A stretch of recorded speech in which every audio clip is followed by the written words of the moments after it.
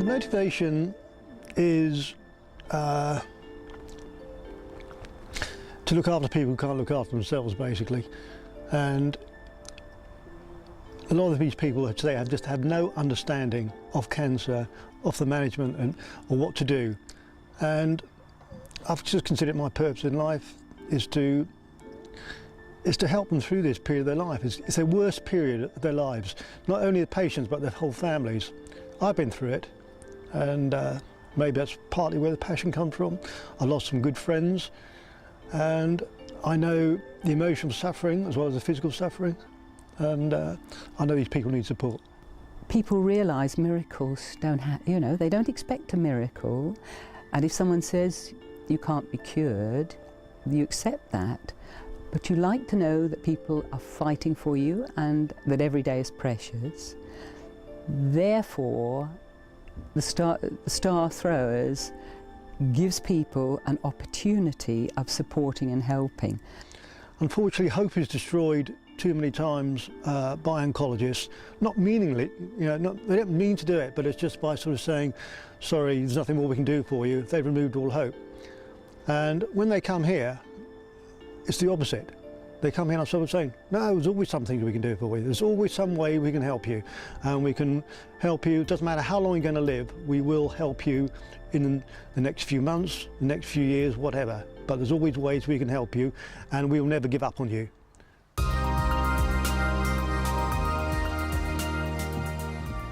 think the homely atmosphere encourages the family as well. I think they all feel comfortable to come and sit here.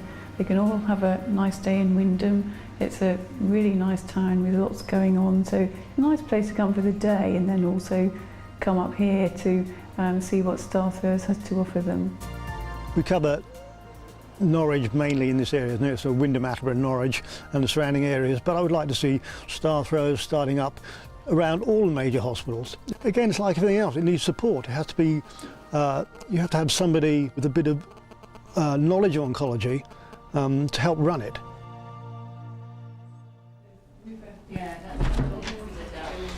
Hi, welcome to Star Throwers. Come in and we'll show you what we've actually got here. When you come to Star Throwers, the first thing we normally have are the meet and greet girls who are actually relaxing at the moment over here. And the most important thing about this room is you feel that when you come in here, this is not like a hospital, it's not like a clinic. It's it's like your front sort of sitting room at home. We've got the open fire going and everybody feels nice and relaxed. As I say, the people who come here for the first time, they will come and speak to the meet and greet girls. Good morning, Star Throwers. Can I help you? The girls here will ask them, what do they actually want from Star Throwers? And if they want to see me, the doctor, or do they want a massage or just want advice, the girls here will point them in the right direction. Star Throwers was in existence when I first encountered Henry. My husband had cancer and he had had cancer for 2 years, and we spent an hour, 2 hours, Henry explaining, questions being asked and answered.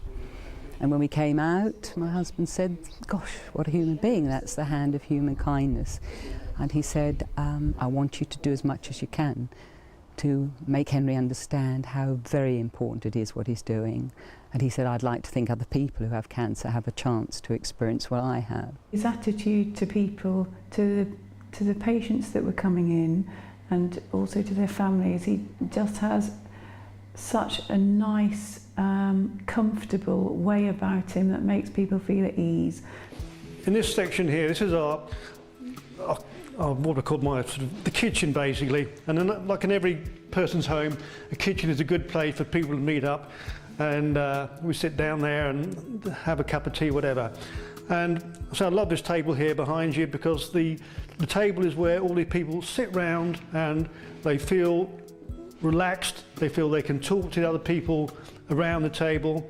And as I said before, the volunteers who work here, they're all easy to get on with and make people feel at home.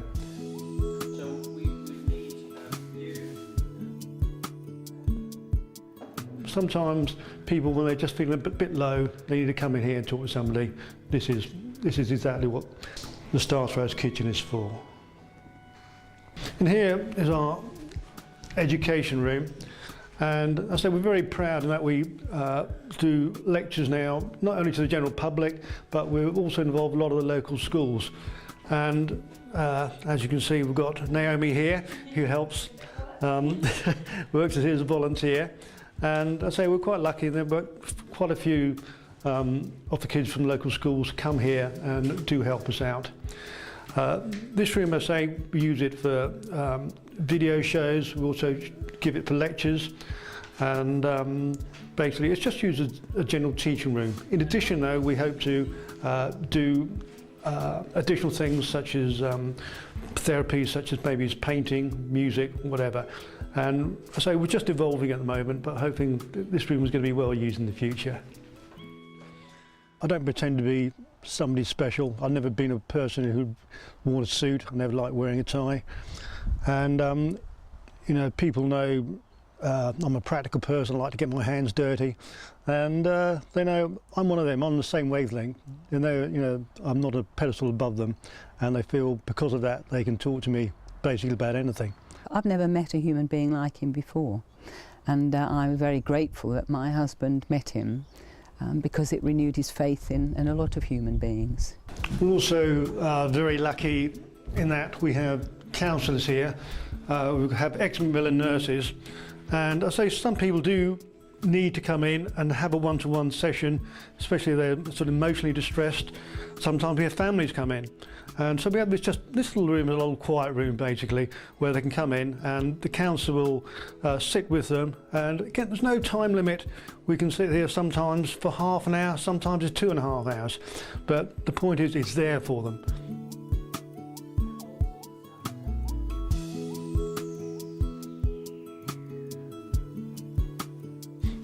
When people first come, they often they come to see me because they want to talk generally about their cancer because they don't understand what's going on. In many cases, others want to talk about their therapies. Is there any alternative things they can do? I'll say, for example, they might have been offered chemotherapy as opposed to radiotherapy. They don't know what to go for. Others come for genetic advice, breast cancer specifically, and they want to know should they undergo mastectomy, whatever. So this is my room where I just sit with them, and normally we spend anything from sort of an hour to an hour and a half going through their specific problems. Everybody that has become involved in Star Throwers has done so because one man has been prepared to give so much of himself. He's trained to do a job, but what he does beyond the job is just incredible, and therefore he inspires people because he gives so much of himself. The least they can do is support him in doing that. This is the massage room, and again, this is probably the room that is actually used more than my room, I'm very glad to say. We have 7 volunteer masseurs and osteopaths, and these girls do massage, they do reflexology, they do Reiki. Now, none of these therapies cure cancer, but they make people feel so much better in themselves. And that's the whole purpose of the Star Throwers, is to make these people go out of here feeling better than when they came in. And again, we're exceptionally lucky that the girls who work here, they're professional, they're caring, and they're just tender. And without exception, I've never had anybody come out of here and sort of said, I've had a bad massage. They always love it. There's lots of things people can do to help, to raise funds for us. They can do coffee mornings or sponsored events, maybe run a marathon if they're really feeling energetic. But really, any efforts are welcomed. People can come along here and have a look round and see what we're doing here and see if they feel inspired to help us in some way or other. Everybody is a volunteer here. Everybody's here because they want to be here to do something to help somebody else. And I think that's a really nice, refreshing atmosphere to work in as well. For him to be doing what he's doing is quite amazing, and therefore anybody who volunteers or who helps with the star throwers, he just leads by example. And that is just the most rewarding thing for people to feel that they can help somebody achieve what he is indeed doing. I've tried so far to keep this place totally charitable, in that everybody who works here, from myself, Tina, who spends 7 days a week here, and the rest of the volunteers, absolutely nobody gets paid. And we do it because we're passionate about it.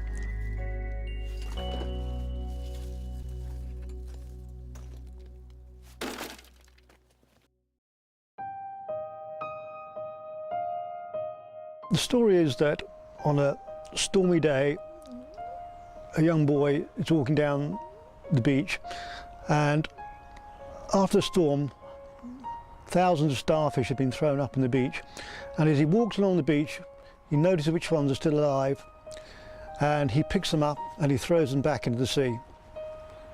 And an old man is there watching him, and after a couple of hours, the old man, he walks down to him and says, "Boy, you're wasting your time.